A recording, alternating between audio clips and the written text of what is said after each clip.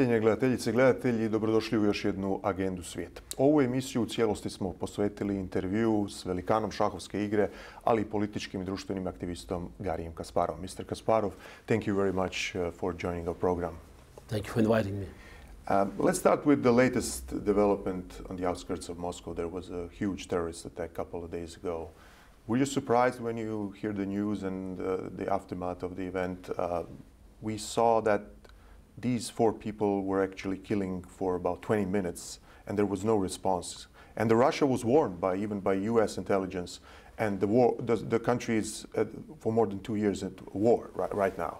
How does it unfold like this? Oh, any news about terrorist attack is always a tragic surprise because people are being killed.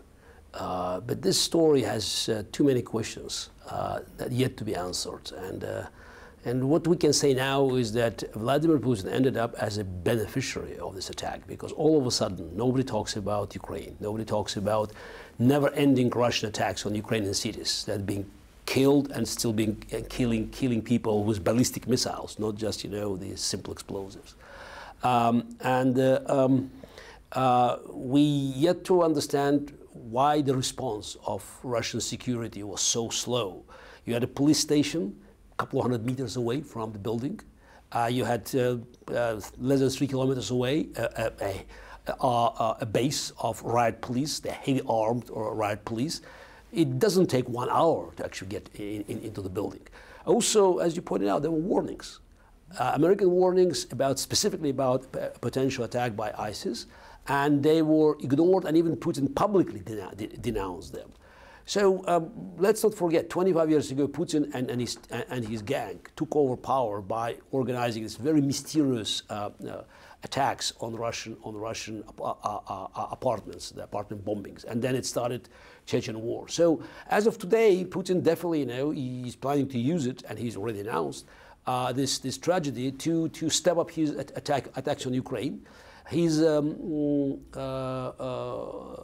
spokesperson, Mr.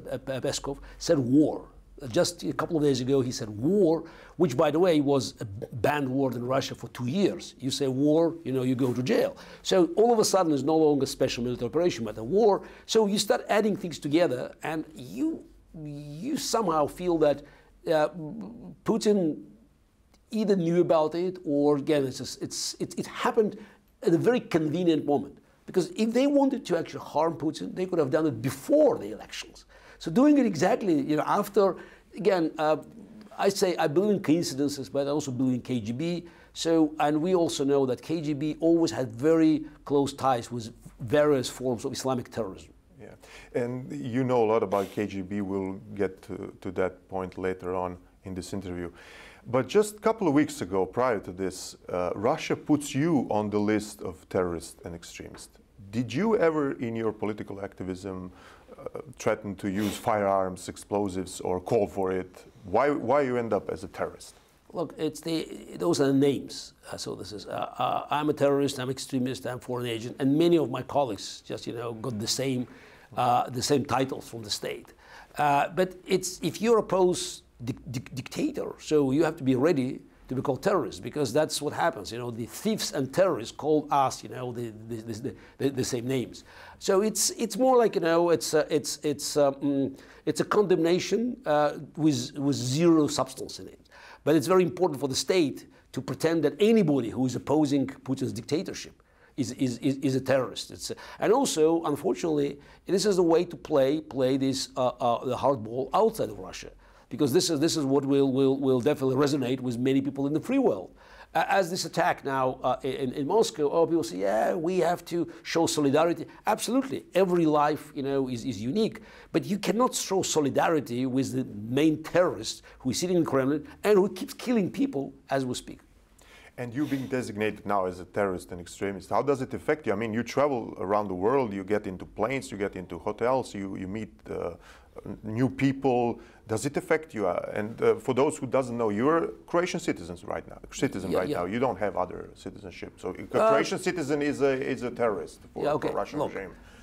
Technically, I still have a Russian passport, though. Again, yes, and I have American green card. That's where I live. Yes. So, but my travel passport, my document is Croatian. So, I don't travel around the world anymore, so the number of countries I visit is drastically limited. So I wouldn't go to African countries. I wouldn't go to most of Asian countries. I wouldn't go to some European countries. I wouldn't go to Budapest, for instance. So that's because you never know what Mr. Orban has in mind. I wouldn't go to Turkey. I wouldn't go to Cyprus. So it's, as of today, it's America, Canada, and some European countries, EU. Presumably safe, yeah. Yeah, but and of course, most of my trips these days is Poland, Baltic nations. So this part of the world. So Romania. So countries that are close to the front line. And where my presence and my activities could help Ukraine to fight against Russian aggression. And security concerns are real. I mean, I think that you, from the notable opposition figures, the critics of Putin, you're the last one still alive after Navalny's death. Michael Khodorkovsky, yes. Okay, Khodorkovsky. Okay. Yeah. So look, people ask me all the time about security, and my answer is, would it help, just to build, security apparatus? A, it's very expensive. B, it's very inconvenient. So let's, simply to minimize the number of countries I go to. And look, even presidents are not safe if somebody's going after them. So I just think that there's certain things I must do, and consequences. Yeah, we have to bear in mind that there are consequences. But look, Navalny is killed. Many of my friends and colleagues in jail. So most of us in exile. And again, the list of people who suffered from Putin's regime is much longer. Some top names. So I think I'm in a more privileged position than others. But you were arrested 2012, I think, because of the protests in Moscow. 2000. I was arrested several times. I spent a few days in jail. A few days in jail. Yeah, but I always call these days vegetarian era, because you could end up in jail for 5 or 10 days. Today it will be 5 or 10 years, or even worse. So yes, I was one of the pioneers who was arrested and beaten and imprisoned for peaceful protest. We did nothing on the Russian streets that could be qualified not as terrorism, but even as extremists. The riots. There was not a single broken window. So we just our protest in Russia was absolutely peaceful, non-violent. The only violence on Russian streets always caused by Putin's riot police.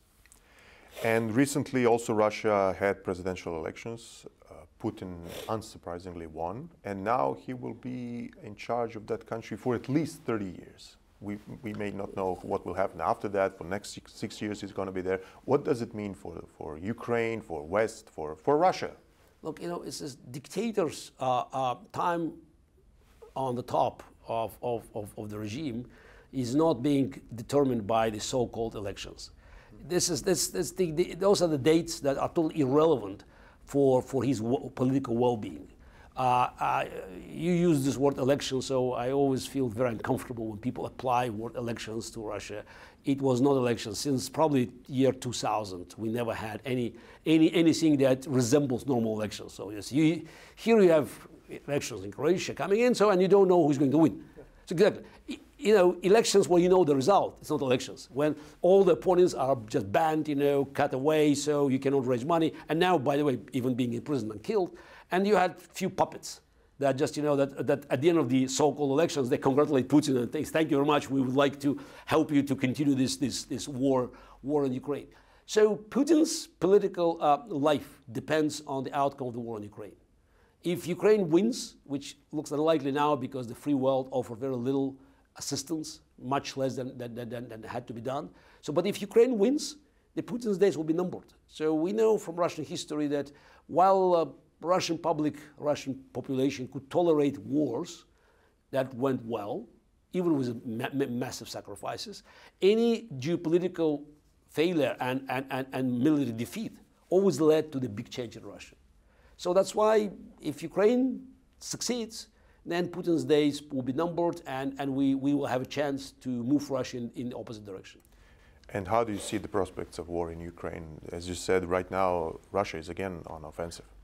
Look, Russia is on offensive because the free world failed to provide Ukraine with weapons that are available. So it's all the excuses coming from Washington, Berlin, or other capitals. They are just, they are not serious. The biggest problem is that the United States, which is the leading partner in the coalition, doesn't want Russia to lose and Putin regime to collapse because they are afraid of geopolitical consequences. Putin loses war, regime collapses, Russia falls in pieces, China gets too strong. So we're still dealing with people that are panicking when they see the prospects of the change of the geopolitical map. So that's why Biden administration keeps talking to Iranian terrorist regime, to Venezuela, and again they missed few opportunities to provide Ukraine with weapons that could have solved the problem, could have offered Ukraine an excellent chance of winning the war. As of today, Ukraine is struggling, but it's still amazing that this is 2 years, actually the third year of the war. No F-16s, no long-range missiles. America has, just one thing, America has nearly 12,000 tanks sitting on the storage. They gave Ukraine 31. I don't think you need any other numbers to know. So there are millions of cluster munitions that are banned by Americans. I bet you that a lot of them are held in Germany because they were close to the. So why these munitions are not in Ukraine? So the story about U.S. Congress not voting for the bill and Democrats attacking Republicans. Yeah, it's a political bickering in America. But as a matter of fact, so this is the Biden administration deliberately prevented Ukraine from receiving all the weapons that could have turned the balance into Ukrainian favor. And you said a decade ago, and you compared actually Putin to Hitler, you call him Hitler-esque. You said that the Western leaders wants to cooperate with Putin to appease him in a way, and that it will end up in conflict. Actually, that happened 10 years later. Yeah, but look, I didn't have to be too inventive. I just simply listened to Putin. So it's a paradox that dictators, they always lie about what they've done, but very often they tell us exactly what they're going to do. So Vladimir Putin's plans were not a big secret. So he already, laid down his blueprint for restoring Russian empire, and he just, he made it, quite steadily, just step by step. So since 2005, he declared that the collapse of the Soviet Union was the greatest geopolitical catastrophe of the 20th century. And then he demanded 2 years later, in 2007, that NATO would go back to 1997 borders. And then attack the Republic of Georgia, and then the Crimea, and you could see that it's every time he did something, he looked around, sniffed, saw no opposition, and moved further. So that's why predicting that the war in Ukraine would be inevitable, was a very easy call because Putin said it. It is since 2014 annexation of Crimea, Russian propaganda and Putin himself kept talking about Ukraine as a failed state. So Ukraine didn't exist. So I expected them to find the right moment to attack. And Putin did. And it's, if not for heroic resistance of Ukrainians, so we would be now dealing with a very different situation because the free world in the beginning of this invasion showed little, if any, political will to help Ukraine. Since your early days of your career, you actually dealt with dictatorship and non-democratic regimes. I remember that 40 years ago, first match with Karpov, there was some, let's say, underground forces involved. So you were basically, all your life, you were sort of threatened and attacked by these kind of regimes.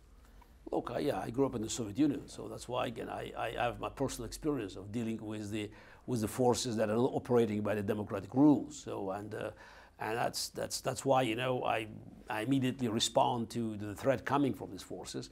I think it's tragic now that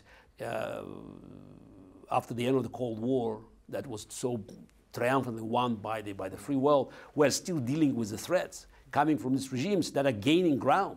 And it's amazing that they're gaining ground not because the free world is weak. This is not the 30s, 1938, 1939, because Hitler was strong, Stalin was strong, Japanese empire was growing, Italy was there. So the balance of power in the 1930s was very different. Today, the free world has overwhelming advantage, militarily, economically, even politically, but there's no will. So this, and if you have no political will, whatever you have militarily, economically, it's irrelevant because any big number multiplied by zero ends up with zero. Let's talk a little bit about other topics. Also from your early days, I think you were probably the first chess player who were very much involved with computers 4 decades ago or so, there was a Kasparov computer for chess or something like that. Yes. Yeah, about that. So, and your first match that you lost was against Deep Blue. Are you afraid of development of artificial intelligence right now? A lot of people are kind of scared of it.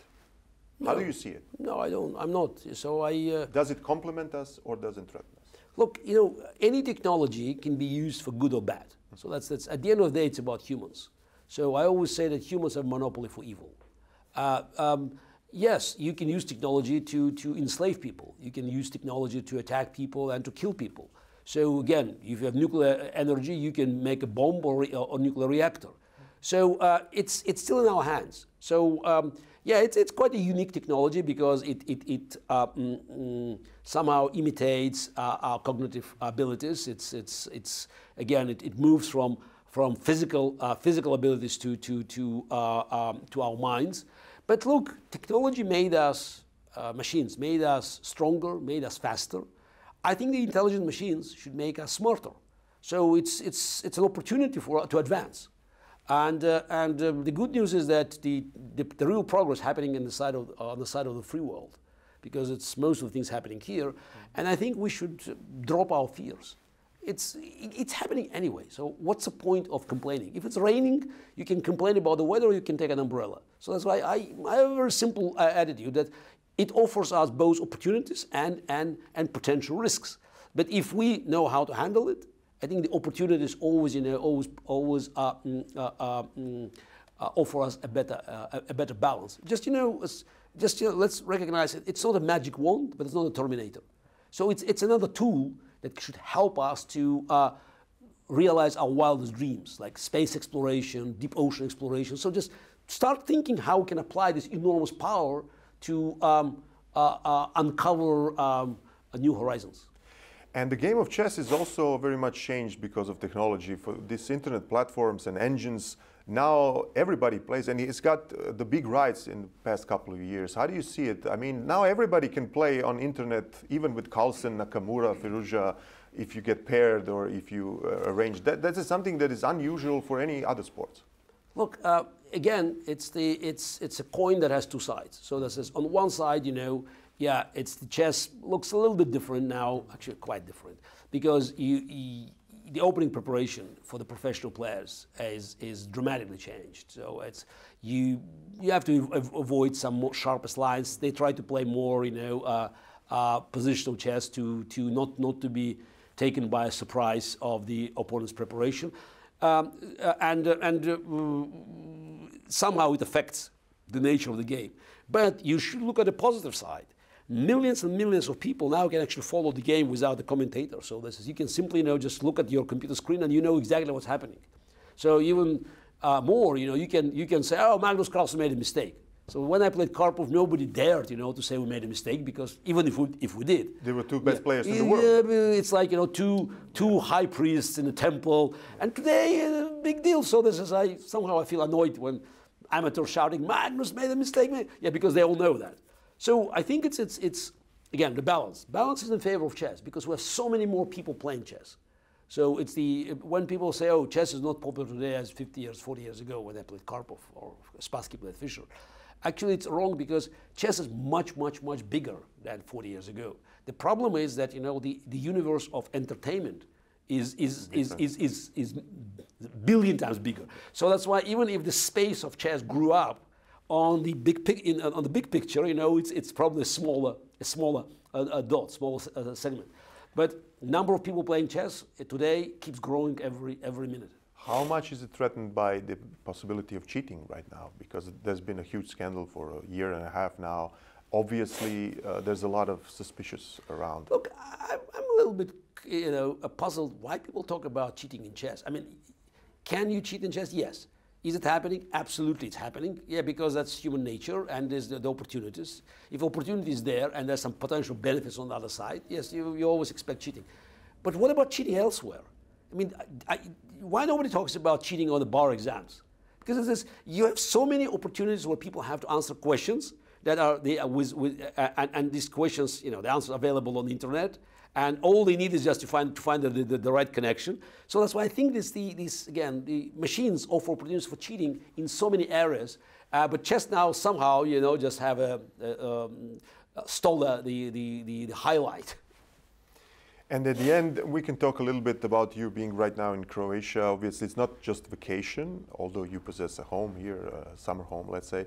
But there's also some projects in the near future that you are preparing with your associates. Can you tell us a little bit more about that? Yes, look, I'm here 2-3 times a year, so we're here on New Year's Eve. Now we're here, it's a school break in America, so we're back, of course, in summer. Now we have a traditional tournament, the Grand Chess Tour event, so I'm very proud that I brought a major chess tournament in Croatia. So every year, we have all the best players in the world, gathering in Croatia.